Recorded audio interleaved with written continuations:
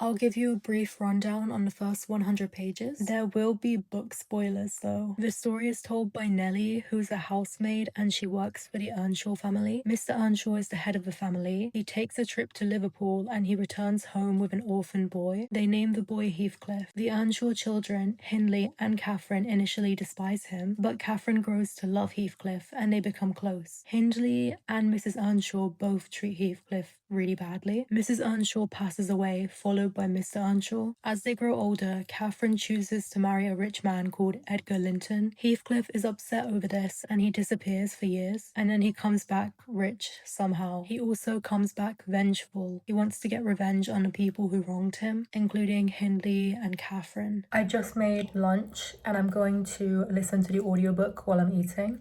We have some cheeky salmon and rice with teriyaki sauce and sriracha. Mr. Hindley came home to and each began to cry because both, after struggling to get it, refused to take it. We laughed outright at the petted things. We did despise. That stole my tea pheasant. Isn't he, Edgar? While they examined me, Kathy came. I've been seeing that one of the major issues with the movie is that Heathcliff is played by Jacob Elordi, a white man, when Heathcliff in the book is very obviously ethnic. I think he's Romani because they literally call him the slur for Romani people like 3 times. And also I think his race is integral to him as a character. Part of the prejudice and the abuse that Heathcliff experiences in the novel is because he's poor and an orphan, but it's also because he's a person of colour. Catherine and Heathcliff's bond is quite cute, and it kind of makes sense because they're both isolated in a way. Catherine is a menace. We don't find out why she acts out so much, like we're just left to assume that it's her natural temperament. And with Heathcliff, he's like public enemy number 1 in the 𝐿𝐴𝐤 house. They treat him so badly, so he also has this isolation around him, and I think that's why him and Catherine are so close. Hindley has a child, and he's so upset that his wife, the mother of his child, has died that he throws himself into alcoholism and he becomes even more abusive, if that was even possible. He throws his baby off the top of the stairwell.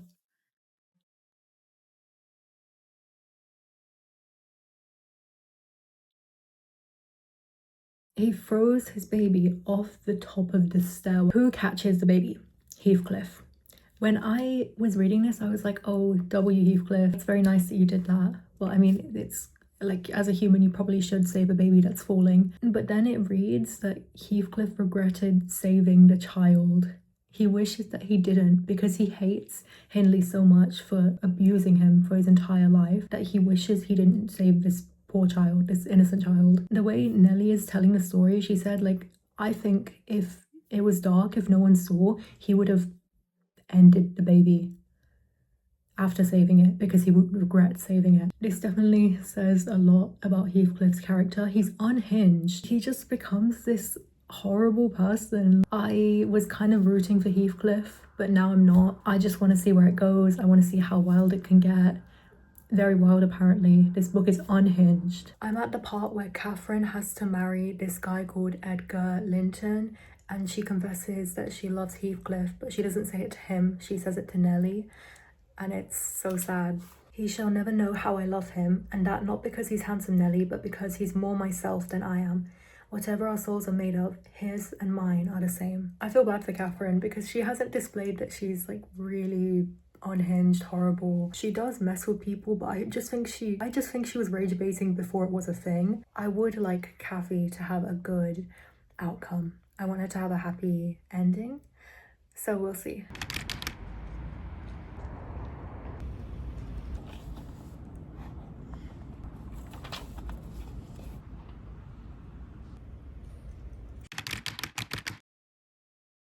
There are 297 pages. I've gotten to page 241, so I think I can give a good opinion on the story. When Kathy fell ill, Heathcliff like rushed to her side. He clings onto her and he latches onto her and hugs her really, really tight. And when Nellie's describing it, she said, I did not feel as if I were in the company of a creature of my own species. He was foaming at the mouth. He was going feral holding her. And I think this definitely highlights that what he has for Catherine isn't love, it's deep, deep obsession. And it's mutual obsession. Because when Catherine was hospitalized, she was thinking, kill me. Like, I don't want to be here. I want to be gone. I think it shows that their love is so all-consuming that it's so hard to live a normal life. They can't do anything. When Catherine married Edgar, she did that because he was rich and she wanted to use his riches to help Heathcliff. So she didn't even marry Edgar on her own accord. Like, everything goes back to Heathcliff. Similar with Heathcliff, he marries Isabella because of her connection to Edgar, because of his connection to Catherine. So every major decision, every minor decision that they make is regarding each other. It's like they're codependent and they are not individual people. So this is definitely more of a horror story than a love story. He also calls Linton his son, his property. He doesn't want to raise him until he's about 12 years old, and then he welcomes him into the house. I think it's because Linton is so different to Heathcliff. Like, Linton cries a lot, he's quite sensitive. Heathcliff is hardened and he's had an abusive, traumatic life. But I think Linton is more like the Linton family, and Heathcliff doesn't really like the Linton family. The Lintons symbolize people who would have oppressed Heathcliff, and I think they actually did treat him quite badly anytime that they encountered each other. So I think because his own son is more similar to this Linton family than he is to himself, he despises his son. When it comes to the film, I have middle expectations. I think the cinematography is going to be really good. I read that Hindley is not a character in the film. I think his role isn't that integral. Hindley isn't like a thing on his own. He isn't a character on his own. He doesn't really have much personality. He serves as abuse towards Heathcliff. So if instead of Hindley there were other people contributing to Heathcliff having a traumatic life, then there would be no need for Hindley to be there. Do you know what I mean?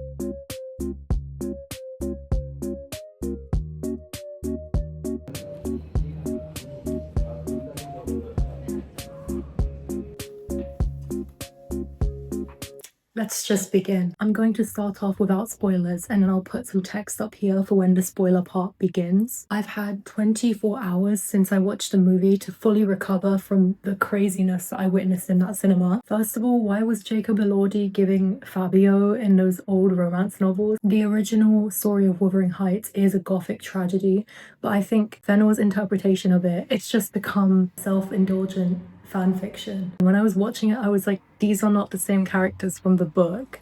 This is some kind of weird variation. If you love the book, I don't think you will love the movie. This movie was an assault to all of the senses. The entire time I was uncomfortable. I don't think I relaxed once during the whole 2 hours. Why was it so freaky? That one scene of the maid kneading the dough, and it's really close up and you can like hear the squelching and everything. And also that scene where 𝐤𝐸𝐻 elordi is like caressing some runny eggs and he's running them through his fingers. It was giving that one guy on TikTok who posts his like freaky cooking videos. I think the freakiness did not serve the plot personally. I think it was excessive. To each their own. There's a lot of shock factor used in the movie. They rely pretty heavily on shock factor. You see some things and you just feel deeply unsettled. You even get jump scared a few times because the sounds are really loud. I think this stayed true to the book because in the plot of the novel, we have a bunch of just crazy unhinged things that happen. Like when Hindley threw his child over the stairwell, when Heathcliff dug up Kathy's grave, when Kathy's ghost visited Lockwood in a dream. The movie had that same surprise element. I feel like I can't talk about the film anymore without giving spoilers, so I'm just going to go into the spoilers. When I was talking about the book earlier on, I was saying that I was unsure about them casting a white Heathcliff. I now stand by that because why did they completely miss out the racism aspect of Wuthering Heights? That's literally such an integral part of the story. Major themes of Wuthering Heights: obsession, love, racism, and class. They missed out the racism and class part. I mean, there's some about Heathcliff being poor and how he's treated badly because of his low status, but also a big part of why Heathcliff was treated the way that he was in the book, the reason why he was abused so much, is because he is a person of colour. They belittle him, they put him down, they mistreat him. Racial prejudice as well as classism fueled the abuse towards Heathcliff. So I think you can't ignore it because it's literally integral to the story. Also, the whole novel of Wuthering Heights is like Heathcliff's villain origin story. This was really toned down in the movie. First of all, where was Hindley? Heathcliff's biggest op in the book was nowhere to be seen in the movie. So I assumed, okay, they're probably going to have someone else who was really, really horrible towards Heathcliff instead of Hindley. So they chose the father as the abuser. I feel like Heathcliff didn't get proper revenge on his father for what he did to him. Also in the book, it wasn't just Hindley who was abusing Heathcliff. There were many people, which also leads me to believe that his mistreatment wasn't just due to his status, it was also due to his race. But I digress. Turning Heathcliff into this lover boy, I can fix him character takes away from the fact that he's a very traumatized person, and the way he's acting should be viewed as objectively wrong. You shouldn't be watching this movie and thinking, oh, Heathcliff is so attractive, I can change him, there's just something about him. No, you're supposed to dislike a lot of these characters. They are not a good moral example. There are definitely some interesting parallels between the movie and the book. In the book, Heathcliff Isabella's dog. In the film, Isabella becomes Heathcliff's dog. What the heck was that scene? When I was watching it, I was thinking rent cannot be this high. In the book, Isabella does not exactly recognize how toxic the relationship is, I feel, or at least she thinks it's going to get better. In the movie, they made it consensual by Isabella willingly staying with Heathcliff, knowing how terrible he is. He literally reminds her constantly how terrible he is, how he's never going to love her, how he's always going to treat her badly, and she's just like, yeah, promise? Please. I barely brushed on Catherine, but that's because I didn't really see her as worth mentioning. I think she was the character that was most true to her novel self. She has that temper about her. She's fierce, she's stubborn, she's obsessed with Heathcliff, of course, but she's also quite logical. For example, in her decision to marry Edgar. I think Margot Robbie did a really good job, and 𝐤𝐸𝐻 elordi also did a really good job. His Yorkshire accent was really good. I did not think it would be good. Sorry. I have not broken your heart. You have broken it. And in breaking it, you've broken mine. However, at some points during the movie, I could not tell what he was saying. It was still good though. A good performance from the main characters. All in all, there was lots of pining and obsession, but not enough themes of class and race like there should have been in accordance with the novel. That's my review of Wuthering Heights. See you next time.